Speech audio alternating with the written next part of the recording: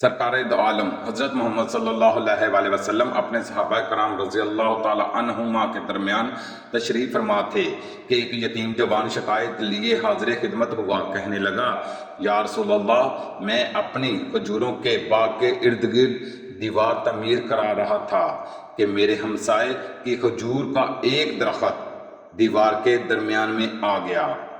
میں نے اپنے ہمسائے سے درخواست کی کہ وہ اپنی کھجور کا درخت میرے لیے چھوڑ دے تاکہ میں اپنی دیوار سیدھی بنوا سکوں۔ اس نے دینے سے انکار کیا تو میں نے اس کھجور کے درخت کو خریدنے کی پیشکش کر ڈالی۔ میرے ہمسائے نے مجھے کھجور کا درخت بیچنے سے بھی انکار کر دیا ہے۔ سرکار دو عالم صلی اللہ علیہ وآلہ وسلم نے اس نوجوان کے ہمسائے کو بلا بھیجا۔ ہمسایہ حاضر ہوا تو آپ صلی اللہ علیہ وآلہ وسلم نے اسے نوجوان کی شکایت سنائی، جسے اس نے تسلیم کیا کہ وہ واقعی ایسا ہی ہوا ہے۔ آپ صلی اللہ علیہ وآلہ وسلم نے اسے فرمایا کہ تم اپنی کھجور کا درخت اس نوجوان کے لیے چھوڑ دو یا اس درخت کو نوجوان کے ہاتھوں فروخت کر دو اور قیمت لے لو۔ اس آدمی نے دونوں حالتوں میں انکار کیا۔ آپ صلی اللہ علیہ وآلہ وسلم نے اپنی بات کو ایک بار پھر دہرایا، کھجور کا درخت اس نوجوان کو فروخت کر کے پیسے بھی وصول کر لو اور تمہیں جنت میں بھی ایک عظیم الشان کھجور کا درخت ملے گا جس کے سائے کی طوالت میں سوار 100 سال تک چلتا رہے گا۔ دنیا کے ایک درخت کے بدلے میں جنت میں ایک درخت کی پیشکش ایسی عظیم تھی جس کو سن کر مجلس میں موجود سارے صحابہ کرام رضی اللہ تعالی عنہما دنگ رہ گئے۔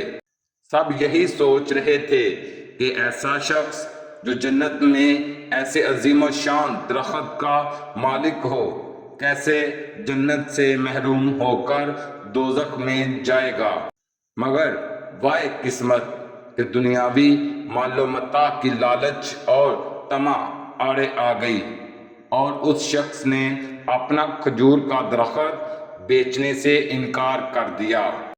مجلس میں موجود ایک صحابی ابالدحداح آگے بڑھے اور حضور اکرم صلی اللہ علیہ وآلہ وسلم سے عرض کی، یا رسول اللہ صلی اللہ علیہ وآلہ وسلم، اگر میں کسی طرح وہ درخت خرید کر اس نوجوان کو دے دوں تو کیا مجھے جنت کا وہ درخت ملے گا؟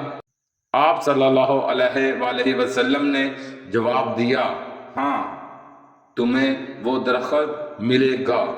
ابالدحداح اس آدمی کی طرف پلٹے اور اس سے پوچھا، میرے کھجوروں کے باغ کو جانتے ہو؟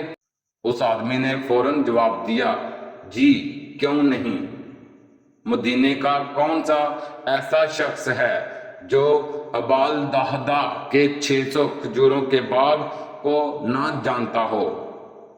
ایسا باغ جس کے اندر ہی ایک محل تعمیر کیا گیا ہے، باغ میں میٹھے پانی کا ایک کنواں اور باغ کے ارد گرد تعمیر خوبصورت اور نمایاں دیوار دور سے ہی نظر آتی ہے۔ مدینہ کے سارے تاجر تیرے باغ کی اعلیٰ اقسام کی کھجوروں کو کھانے اور خریدنے کے انتظار میں رہتے ہیں۔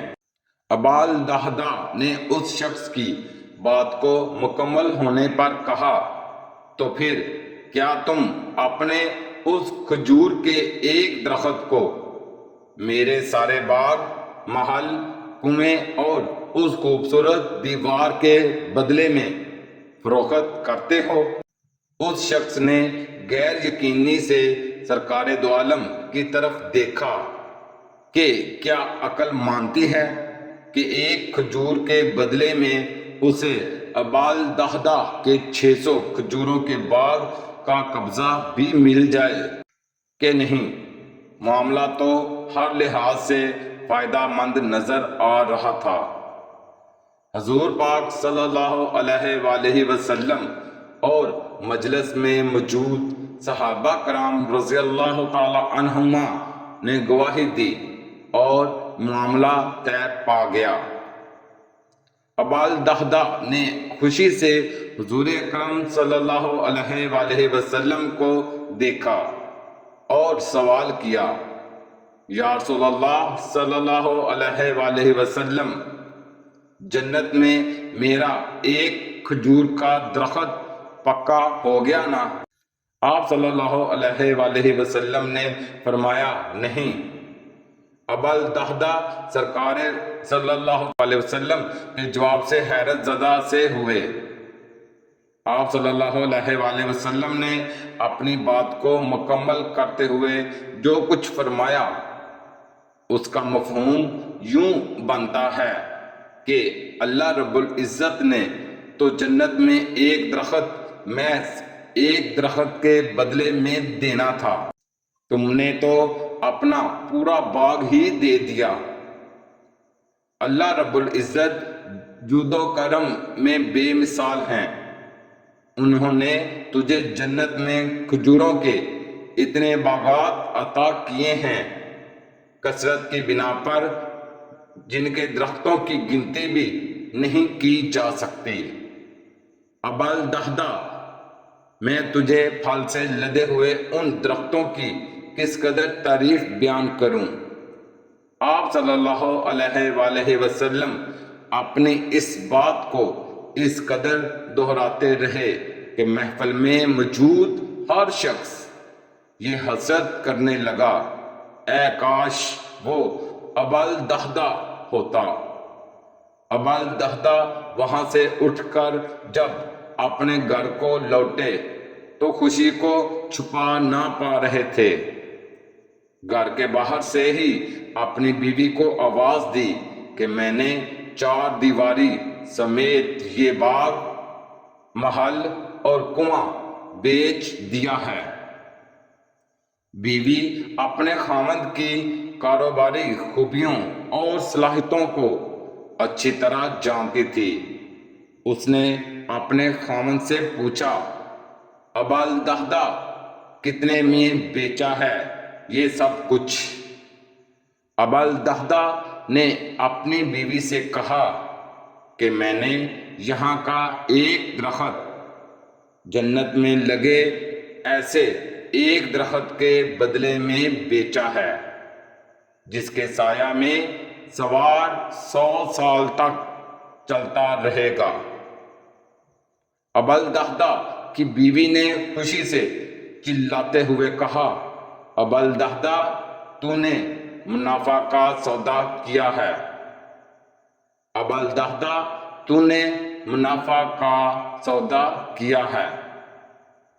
اگر آپ کو ویڈیو اچھی لگے تو ہمارے چینل لسانی اسلامک واقعات کو سبسکرائب کر دیں۔ شکریہ۔